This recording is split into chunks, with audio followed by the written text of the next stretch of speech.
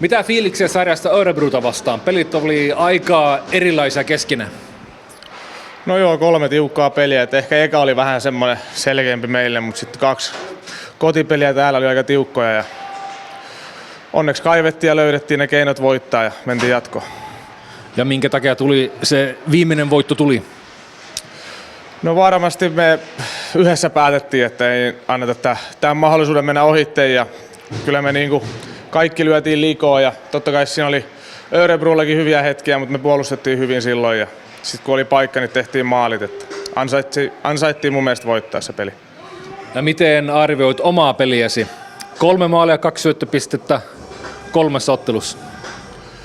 No joo, mä katson sitä sillä lailla. Tärkeintä mulla on, että me voitetaan näissä playoffeissa noita otteluita, että se on se pääasia. Ja totta kai onnistumisia kun tulee, niin sit se antaa mahdollisuuden joukkueelle pärjätä. Ja se on mun mielestä hyvä, että niitä on tullut tässä näin ja nyt mennään seuraavaa kohti.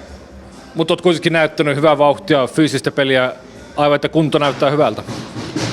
No joo, kyllä tuntuu ihan hyvältä. Että kyllä tässä niinku kaikkea me yritetään tehdä, että me voitetaan niinku aina se yksittäinen peli, mitä lähdetään pelaamaan. Että se on kumminkin se tärkein asia tässä kohtaa. Ja omalta puolelta mitä mietit sun ketjusta Nurmen ja Andreassonin kanssa?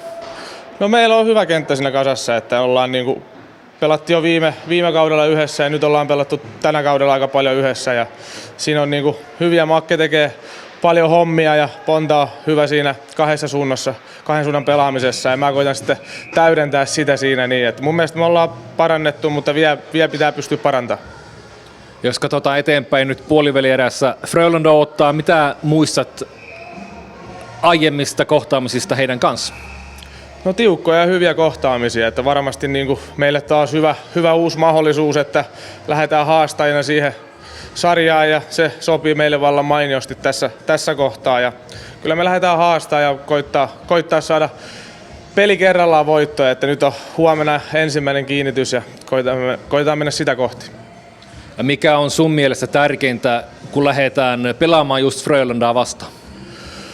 No varmasti semmoinen kärsivällisyys ja pitää puolustaa tosi hyvin ja silloin kun niitäkin hetkiä tulee väkisinkin jääkiekossa, että pitää puolustaa, niin ne pitää hoitaa kunnolla ja sitten jos tulee paikka, niin koittaa tehdä maalin, että niinkin yksinkertaista ja erikoistilanne pelaaminen pitää pystyä parantamaan meillä, varsinkin ylivoimaa, että se on ollut aika heikko, että sitä pitää pystyä parantamaan.